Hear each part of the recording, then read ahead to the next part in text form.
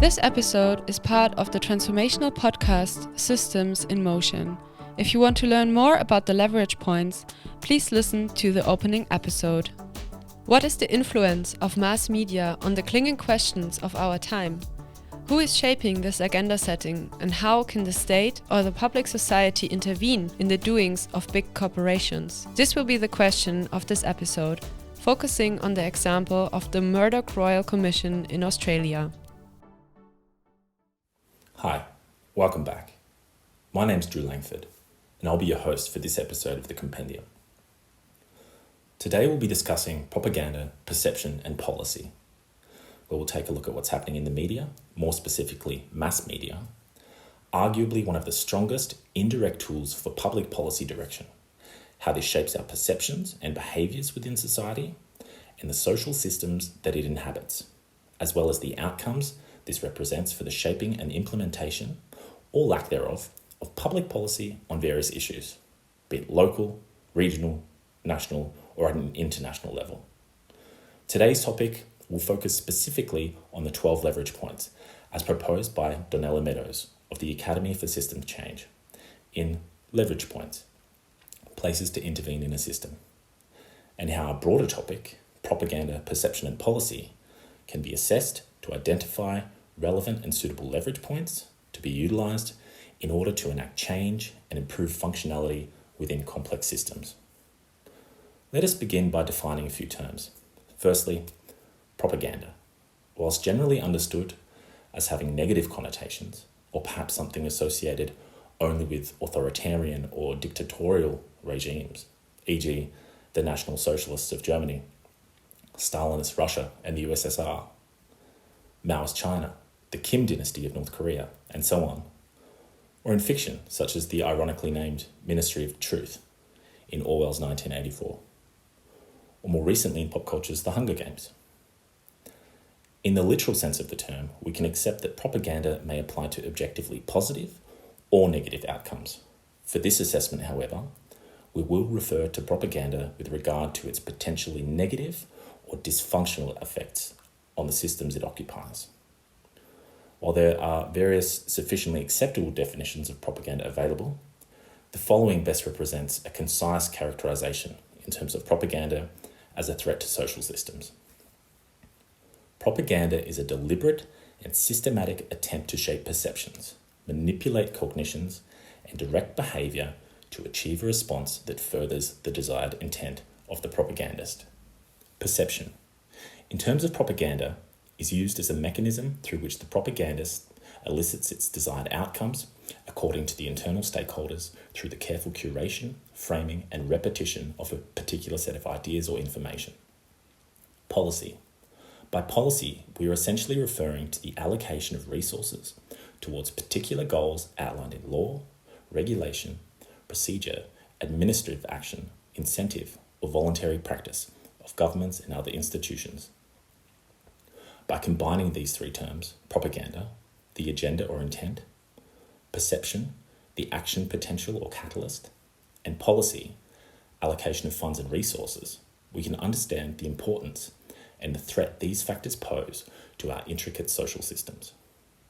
As stated by Jowett and O'Donnell, the longevity of such disinformation campaigns highlights the ability of propaganda, when applied with a consistent and repetitive message over time, can become consensus, as opposed to myth. When we relate this narrative with regard to the mainstream media, today's most hotly propagandized topics include two standout examples: the COVID-19 pandemic and climate change. At this point, let me paraphrase Herman and Chomsky from their magnum opus, Manufacturing Consent.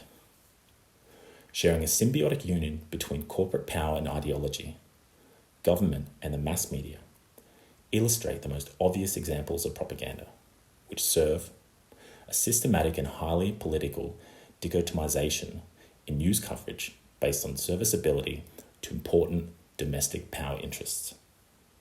The Murdoch media empire is a standout example of a corporate entity eliciting its immense financial and political power in order to serve its own agenda, which in the case of the USA, e.g. Fox News, the UK, Sky, now GB News, and Australia, Sky News and over 70% of the print media ownership in the country is the self-service of increasing this immense financial and political power. In a sense, they represent an exquisite example of a corporate entity empowering itself via positive feedback loop, with little resistance, based on exploiting the stresses of corruption, a lack of regulation and political willpower, an enormous power imbalance and disastrous abundance of money within politics, at the unrelenting cost to the functions within our civil society and state systems. Divisiveness, racism, war, corporate elitism, the ever-increasing wealth gap between the top 0.1% and the rest, the consequences are numerous. During the COVID-19 pandemic, for example, in which we are still deeply embedded, we have witnessed the potential for information and misinformation to rally support to a particular agenda or intent, whether it be anti-mask, lockdown or Querdenker movements on one side, or the use of celebrity or proposed financial incentives for improving vaccination rates.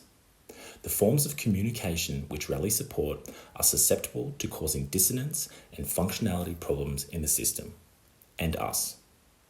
Given the pervasiveness of propaganda, the stakeholders for the outcomes of propagandists are varied, and therefore cover all known social systems, civil society, state, market, and criminal.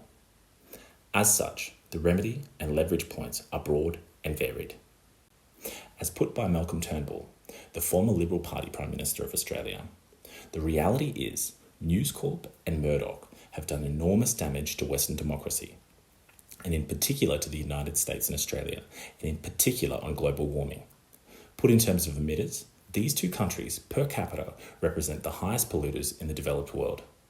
Furthermore, as recounted by Kevin Rudd, another former Prime Minister for the Labor Party, as Prime Minister, I was still fearful of the Murdoch media because of their capacity to not just determine the national agenda and conversation on any given day of the week, but then to go after you if you in any way rock the boat because of their core monopolistic interests or the ideological projects they are so wedded to.